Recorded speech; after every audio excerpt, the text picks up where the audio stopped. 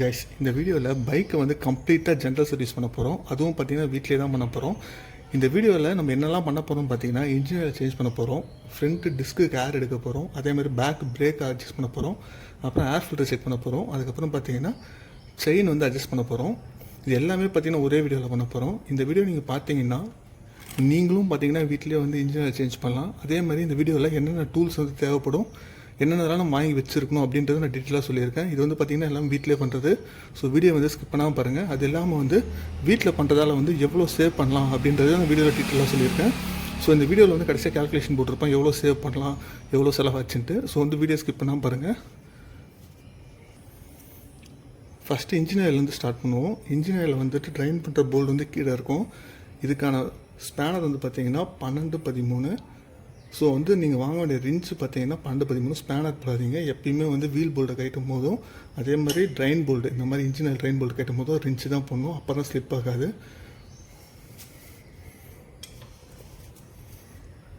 So எது கரெக்டாக இருக்குன்னு பார்த்து போடுங்க. எந்த வந்து பார்த்திங்கன்னா 12 கரெக்டாக இருக்குது. இது வந்து ஸ்லிப் ஆகக்கூடாது. நான் வந்து ஜூம் பண்ணி காட்டுறேன் பாருங்கள் எங்கே இருக்குன்ட்டு. இந்த போல்டு தான் கைஸ். ஸோ இதுதான் நம்ம லூஸ் பண்ண போகிறோம். இப்போ நம்ம ரின்ஸ் போட்டு லூஸ் பண்ணுறோம். எப்பவுமே லூஸ் வந்து ஆன்டி கிளாக் வைஸ், அதை ஞாபகம் வச்சுக்கோங்க.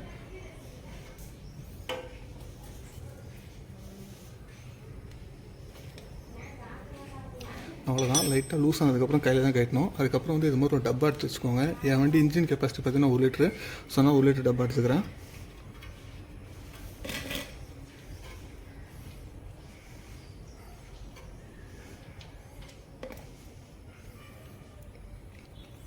ஆயில் பார்த்திங்கன்னா நல்லா தான் இருக்குது. நெக்ஸ்ட் விஷயம், இதில் வந்துட்டு ஒரு வாஷர் ஒன்று கொடுத்துருப்பாங்க. இது வந்து அலுமினியம் வாஷர். ஒவ்வொரு வாட்டியும் சேஞ்ச் பண்ணிகிட்டே இருக்கணும். இது வந்து பழசு தூக்கி போட்டுருந்தோம். அதுக்கப்புறம் வந்து பார்த்திங்கன்னா புதுசு தான் பண்ணணும். எதுக்காகனா நம்ம டைட் பண்ணும்போது அலுமினியம் வாஷர் வந்து ஆட்டோமேட்டிக்காக ப்ரெஷரில் வந்து எக்ஸ்பெண்ட் ஆகி லாக் ஆகிடும். ஸோ ஒவ்வொரு வாட்டியும் ஆயில் சேஞ்ச் பண்ணும்போது ஒவ்வொரு வாட்டியும் நீங்கள் மாற்றிக்கிட்டு தான் ஆகணும். ஆயில் இறங்குற கேப்பில் இந்த போல்ட்டை வந்து நல்லா க்ளீன் பண்ணிக்கோங்க. இதில் டஸ்ட் நிறைய இருக்கும். ஏன்னா இதில் டஸ்ட் இருந்துச்சுன்னு வச்சுக்கோங்க, டைட் பண்ணும்போது வந்து இந்த மண் வந்து சரியாக ஏறாது, த்ரெட்டு போகிறதுக்கு நிறைய சான்சஸ் இருக்குது. ஸோ இந்த மாதிரி வந்து ஃபுல்லாக பக்காவாக க்ளீன் பண்ணிவிட்டு, நான் சொன்ன மாதிரி பழைய வாஷர் தூக்கி போட்டு இந்த மாதிரி புது வாஷர் ஒன்று எடுத்து இதில் இப்படி போட்டுக்கோங்க. அவ்வளோதான். இதை போட்டு தனியாக எடுத்து வச்சுக்கோங்க. ஃபஸ்ட்டு ஸ்டெப் முடிஞ்சிச்சு. ஸோ இதுக்கு தேவையான போல்டு பார்த்திங்கன்னா, நம்மக்கிட்ட தேவையான ஸ்பேனர் பார்த்திங்கன்னா 12-13 ரின்ச்சு. ஸோ ஆயில் இறங்கிட்டே இருக்கட்டும். அதுக்குள்ளே வந்து நம்ம பார்த்திங்கன்னா பிரேக் அட்ஜஸ்ட் பண்ணிவிடுவோம். ட்ரம் பிரேக்கை பொறுத்த வரைக்கும் அட்ஜஸ்ட்மெண்ட் பார்த்திங்கன்னா இந்த நட்டு மட்டும்தான். இது வந்து பாருங்கள், சுற்றி பாருங்கள். அதே மாதிரி பிரேக் அடித்தா பெடல் எவ்வளோ தூரம் உள்ளே போகுது அப்படின்ட்டு செக் பண்ணிக்கோங்க. பெடல் வந்து ரொம்ப உள்ளே போகுதுன்னா இங்கே வந்து டைட் வைக்கணும். இது டைட் வைக்க பெடல் வந்து மேலே வரும். இந்த மாதிரி வீல் ஃப்ரீயாக இருக்கணும். இப்போ பார்த்திங்கன்னா பெடல் கரெக்டாக இருக்குது. நான் வீடியோ வந்து பிரேக் எப்படி தனியாக அட்ஜஸ்ட் பண்ணுறதுன்னு சொல்லி நான் செப்பரேட்டாக வீடியோவும் போட்டிருக்கேன். ஜென்ரல் சர்வீஸில் இதுவும் சேர்த்து பண்ணணும். ஸோ இதுக்கு வந்து எந்த ஸ்பேனரும் தேவையில்லை. ஜஸ்ட் இந்த போல்ட் அட்ஜஸ்ட்மெண்ட் தான். டைட் பண்ண பெடல் வந்து மேலே வரும். அதே மாதிரி பார்த்திங்கன்னா பிரேக் ஷூ வந்து பிடிச்சிட்டே இருக்கும். ஸோ லூஸ் பண்ண பார்த்திங்கன்னா எக்ஸ்பேண்ட் ஆகிடும். சப்போஸ் வந்து பிரேக் பிடிக்குதுன்னா இந்த இடத்துல லூஸ் பண்ணணும். ஸோ இதுதான் கான்செப்ட். இதோட ஃபுல் வீடியோ லிங்க்கும் பார்த்திங்கன்னா பிரேக் அட்ஜஸ்ட் பண்ணுற வீடியோ லிங்க்கு, ஷூவை கைட்டி க்ளீன் பண்ணுற வீடியோ லிங்க்கும் வந்து நான் டிஸ்கிரிப்ஷனில் போடுறேன். ஸோ அதை வந்து செக் பண்ணி பாருங்கள். நெக்ஸ்ட் வந்து பார்த்திங்கன்னா செயின் அட்ஜஸ்ட் பண்ணணும். செயின் வந்து அட்ஜஸ்ட்மெண்ட் வந்து 2 சைடு வந்து 2 போல்டு இருக்கும். ரெண்டுமே அட்ஜஸ்ட் பண்ணுறதுக்கு இந்த சைடு வந்து 19 தேவைப்படும். பாருங்கள், இது வந்து ரின்ச் தான் யூஸ் பண்ணணும். அந்த சைடு வந்து 14 தேவைப்படும். ஓகேங்களா? இது இல்லாமல் இந்த செயின் அட்ஜஸ்ட்மெண்ட்டில் வந்து 2 நட்டு இருக்கும். வெளியே இருக்கிறது வந்து லாக் நட்டு. இந்த நட்டு எதுக்காகனா உள்ளே இருக்க நட்டு வந்து லூஸ் பண்ண, வெளியே வராமல் இருக்கிறதுக்காக லாக் பண்ணுறது. உள்ளே இருக்கிறது அட்ஜஸ்ட்மெண்ட் நட்டு. ஃபஸ்ட்டு என்ன பண்ணணும்னா வெளியே இருக்கிறத மட்டும் லூஸ் பண்ணணும். இது வந்து நான் செயின் அட்ஜஸ்ட்மெண்ட்டுக்கு நான் தனியாக வீடியோ போட்டிருக்கேன். அதோட லிங்க்கும் டிஸ்கிரிப்ஷனில் கொடுக்குறேன். அதை செக் பண்ணி பாருங்கள். ஸோ ஃபஸ்ட்டு லாக் நட்டை யூஸ் பண்ணிக்கிறேன் 2 சைடுமே.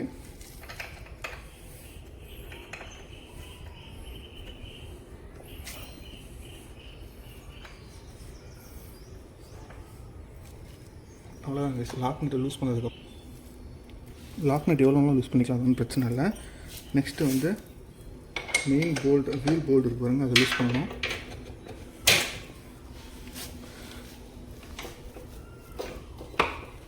இது ஃபுல் டைட்டாக தான் இருக்கும். அதே மாதிரி டைட் பண்ணும்போது ஃபுல் டைட் வைக்கணும்.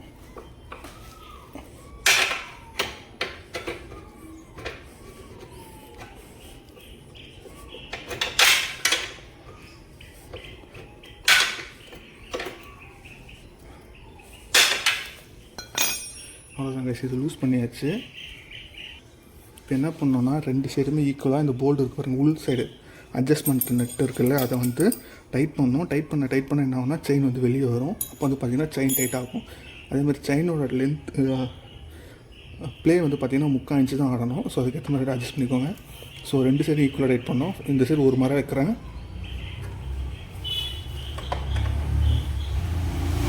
அதேமாதிரி 2 சைடு ஒரு மரம் வைக்கிறேன். அப்படியே பேரலாக வந்து செயினோட டைட்டும் செக் பண்ணிக்கோங்க.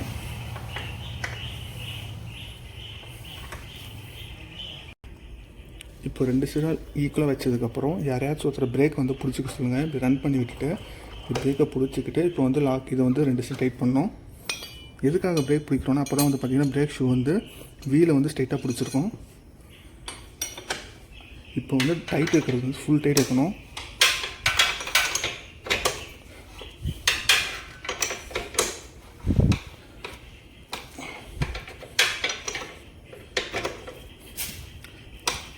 அவ்வளோதான். அடுத்தது வெளியே இருக்க லாக் நட் வந்து ஃபுல்லாக டைட் வச்சிடணும் 2 பக்கமும். இது எதுக்காகனா உள்ளே இருக்க அட்ஜஸ்ட்மெண்ட் நட் வந்து கைண்டிக்காமல் இருக்கிறதுக்கு. அவ்வளோதான், நம்ம செயின் அட்ஜஸ்ட் பண்ணிட்டோம், பிரேக் அட்ஜஸ்ட் பண்ணிட்டோம். இப்போ சுற்றி பாருங்கள், வீல் வந்து ஃப்ரீயாக சுற்றணும். இப்போ நெக்ஸ்ட் வந்து ஃப்ரண்ட் டிஸ்க்கு வந்து ஆட் எடுப்போம். டிஸ்க்கு ஆட் எடுக்க பார்த்திங்கன்னா இந்த மாதிரி ஒரு டியூப் எடுத்துக்கோங்க. இது வந்து பார்த்திங்கன்னா எக்ஸஸாக ஒரு ஆயில் எடுக்கிறதுக்காக தான். அதுக்கப்புறம் பார்த்திங்கன்னா ஒரு 8 mm ஸ்பேனர் தேவைப்படும். இது 2 தான் தேவை. இதுக்கான டீட்டெயிலான வீடியோவை நான் போட்டிருக்கேன், அதோட லிங்க் டிஸ்கிரிப்ஷனில் கொடுக்குறேன், அதையும் செக் பண்ணி பார்த்துக்கோங்க. சப்போஸ் இதில் புரியலனா, பட் ஆனால் எனக்கு இதிலே எல்லாமே புரியுற மாதிரி தான் போட்டிருப்பேன். இந்த ப்ளீடிங் ஸ்க்ரூ இருக்கு பாருங்கள், இது வந்து எடுத்துக்கோங்க. நெக்ஸ்ட்டு 8ஆம் நம்பர் ஸ்பேனர் வந்து கரெக்டாக போட்டுட்டு இந்த டியூப் வந்து இதில் அட்டாச் பண்ணணும்.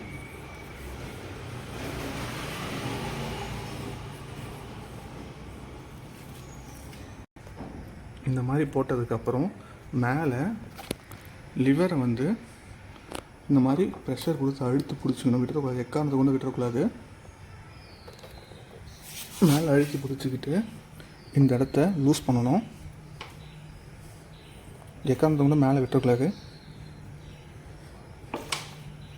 அதெல்லாம் லூஸ் பண்ணிவிட்டு டைட் பண்ணிடணும்.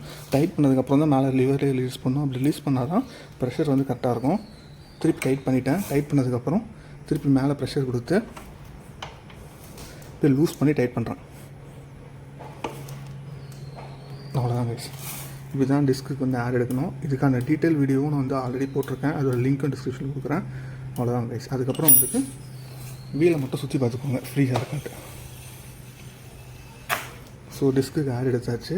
நெக்ஸ்ட் வந்து மறக்காமல் செயினுக்கு வந்து லூப் பண்ணுறேங்க. அதுக்கு லூப்ரிகேஷனுக்கும் தனியாக வீடியோ போட்டிருக்கேன், அதோட வீடியோ லிங்க்கும் டிஸ்கிரிப்ஷனில் கொடுக்குறேன். நெக்ஸ்ட்டு வந்து இப்போ ஆயில் வந்து ட்ரைன் ஆகிடுச்சு. ஆயில் பார்த்திங்கன்னா சுட்டாக ட்ராப் ஆகி தான் இருக்குது. அதுக்குள்ளே ஏர் ஃபில்டர் செக் பண்ணிவிட்டோம். ஏர் ஃபில்டர் பார்த்திங்கன்னா வண்டியில் சீட்டு கட்டியில் இருக்குது. ஸோ இதை கைட்டுறதுக்கு பார்த்திங்கன்னா லப்பர் இருக்குது பாருங்கள், இந்த லப்பர் எடுக்கணும் ஃபஸ்ட்டு. வண்டியில் ஏர் ஃபில்டர் தாங்க ரொம்ப முக்கியம். ஏர் ஃபில்டர் சரியில்லைன்னா சுத்தமாக வந்து மைலேஜே கிடைக்காது. ஸோ ஏர் ஃபில்டர் செக் பண்ணது ரொம்ப அவசியம். ஸோ வந்து இதுக்கு வந்து தேவையானது வந்து பார்த்திங்கன்னா திருப்புளி, அது வந்து ஸ்டார் டைப்பு. இதில் வந்து பார்த்திங்கன்னா 4 ஸ்க்ரூ இருக்கும், 4மே யூஸ் பண்ணணும். இப்போ பார்த்திங்கன்னா நம்ம யூஸ் பண்ணிட்டோம். இதை எடுத்திங்கன்னா தனியாக வந்துடும். ஏர் ஃபில்டர் வந்து பார்த்திங்கன்னா க்ளீன் பண்ணிலாம் போடக்கூடாது, ஜஸ்ட்டு ரீப்ளேஸபிள் தான். இப்போ பாருங்கள் ரொம்ப அழுக்காக இருக்குது. ஸோ முதல் புதுசு போட்டுருவோம். ஏர் ஃபில்டர் பார்த்திங்கன்னா ஒரு 10,000 கிலோமீட்டர் வரைக்கும் மாற்றினா நல்லாயிருக்கும். புதுசு பார்த்திங்கன்னா 150 rupees வருது. ஸோ நான் வந்து ஒரிஜினல் தான் போடுறேன். ஏர் ஃபில்டர் பொறுத்த வரைக்கும் இப்போ ஒரிஜினல் தான் போடணும். இப்படி தான் இருக்கணும். பார்த்திங்கன்னா இந்த மாதிரி மேலே போட்டிருக்கோம். டூப்ளிகேட் போட்டிங்கன்னா மைலேஜ் சுத்தமாக வராது. ரேட் வந்து பார்த்திங்கன்னா கம்மியாக தான் வரும். அதுக்கப்புறம் பார்த்திங்கன்னா பெட்ரோலுக்கு அதிகமாக செலவு பண்ணுற மாதிரி வரும். ஸோ இதில் வந்து கரெக்டாக போட்டுருங்க. அவ்வளோதான் கைஸ். இப்போ எப்படி எடுத்தோமோ அதே மாதிரி போட்டு லாக் பண்ணிட்டு போகிறோம். அவ்வளோதான். இப்போ பார்த்தீங்கன்னா ஃபுல்லாக லாக் பண்ணியாச்சு. கரெக்டாக வந்து பழையபடியே மாற்றி போட்டுருங்க. நெக்ஸ்ட்டு வந்து சீட்டை போட்டுருவோம். நெக்ஸ்ட்டு வந்து ட்ரெயின் போல்ட்டு போட்டுருவோம். மறக்காமல் வீடியோக்கு ஒரு லைக்கை மட்டும் போட்டுருங்க. அப்போ தான் வந்துட்டு வீடியோ வந்து மற்றவங்களுக்கும் ஷேர் ஆகும். ஒவ்வொரு வாட்டி போடும்போதும் இந்த வாஷர் மட்டும் புதுசான்னு பார்த்துக்கோங்க. கையில் தான் டைப் பண்ணணும்.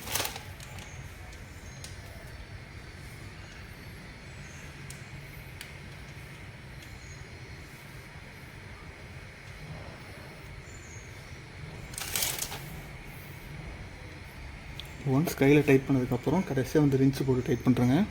இது ஒரு ஃபுல் டைட் வைக்கக்கூடாது. ஃபுல் டைட் வச்சிங்கன்னா கிராக் விட்டுரும். அதனால் கொஞ்சம் கரெக்டாக லிமிட்டாக டைட்டிங். அவ்வளோதான் கைஸ். ஸோ திரும்பவும் சொல்கிறேன், இதை டைட் பண்ணும்போது மட்டும் ஃபுல் டைட் வைக்கக்கூடாது, லிமிட்டாக டைட் வைங்க. அவ்வளோதான். இப்போ வந்து ஆயில் வந்து ஃபில் பண்ணுவோம், அதுக்கு அந்த சரி போடுவாங்க.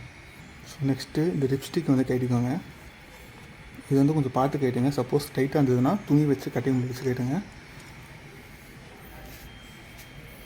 நம்ம வந்து பார்த்திங்கன்னா மோட்டர் தான் யூஸ் பண்ண போகிறோம். இது வந்து பார்த்திங்கன்னா 2040. ஷைனுக்கு வந்து 1030 யூஸ் பண்ணோம், பட் ஆனால் 2040 யூஸ் பண்ணலாம். இது வந்து ரேட் வந்து பார்த்திங்கன்னா 437. கடையில் வாங்கினீங்கன்னா 400 ருபீஸ் தான் வரும். இது சிந்தட்டிக்லாம் சிந்தட்டிக்லாம் கிடையாது, மினரல் ஆயில் தான். ஊற்றும் போது ஒரு ஃபனல் வச்சு ஊற்றுங்க, அப்போ தான் வந்து ஆயில் வேஸ்ட் ஆகாது.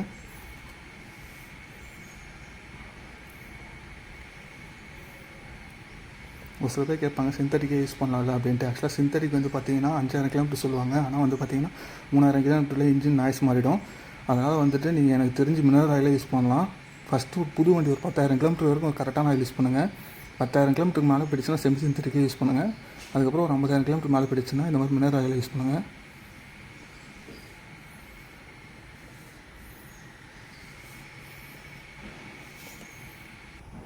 இப்போ பார்த்திங்கன்னா ஃபுல்லாக ஊற்றிட்டோம். மறக்காமல் பார்த்தீங்கன்னா வீடியோக்கு ஒரு லைக் மட்டும் ஒரு ஷேர் மட்டும் பண்ணிக்கோங்க. நம்ம சேனலை சப்ஸ்கிரைப் பண்ணால் தான் சப்ஸ்கிரைப் பண்ணிக்கோங்க. இது மாதிரி பார்த்திங்கன்னா நிறைய வீடியோஸ் நம்ம போடுவோம். அவ்வளோதாங்க. இப்படி தான் வந்து வண்டிக்கு ஃபுல்லாக வந்து சர்வீஸ் பண்ணணும். ஸோ இதில் வந்து எவ்வளோ காஸ்ட் வந்து ஆயிருக்குன்னு பார்த்தீங்கன்னா, இன்ஜினியர் வந்து 400 ருபீஸ் ஆயிருக்கு. ஏர் ஃபில்டர் வந்து 150 ஆயிருக்கு. ஏர் ஃபில்டர் வந்து எப்பவுமே மாற்ற மாட்டோம். ஸோ செலவுன்னு பார்த்தீங்கன்னா 400 ருபீஸ் தான். நம்ம பெரும்பாலும் பண்ணுற தப்பு என்னென்னா, வெயில் எடுத்து கொடுத்தா டைம் இருக்காது, மெக்கானிக் வந்து இன்றைக்கோ நாளைக்கும் சொல்லுவாங்கன்னு சர்வீஸ் பண்ணாமல் ஓட்டுவோம். பட் இந்த மாதிரி சர்வீஸ் பண்ணாமல் ஓட்டிங்கன்னா வண்டி வந்து பெரிய செலவு வச்சிரும்.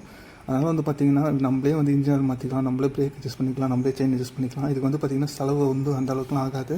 இந்த மாதிரி பண்ணுறதால பார்த்திங்கன்னா வண்டியோட மெயின்டெனன்ஸும் வந்து காஸ்ட் ரொம்ப கம்மியாகும். பாருங்கள், மொத்தமே இப்போ வந்து பார்த்திங்கன்னா 550 ரூபா தான் ஆச்சு. பட் ஆனால் வந்து பார்த்திங்கன்னா வண்டி வந்து ஃபுல்லாக சர்வீஸ் பண்ணிட்டோம். ஸோ இது இல்லாமல் வேறு ஏதாச்சும் டீட்டெயில்ஸ் வேணும்னா நான் என்ன வேணும்னு சொல்லி கமெண்ட் செக்ஷன் சொல்லுங்கள். For more videos like this நம்ம சேனலில் சப்ஸ்கிரைப் பண்ணிக்கோங்க. Thanks friends. மறக்காமல் சேனலுக்கு வந்து சப்ஸ்கிரைப் பண்ணிக்கோங்க, லைக் பண்ணிக்கோங்க, வீடியோ வந்து ஷேர் பண்ணிக்கோங்க. Thanks friends.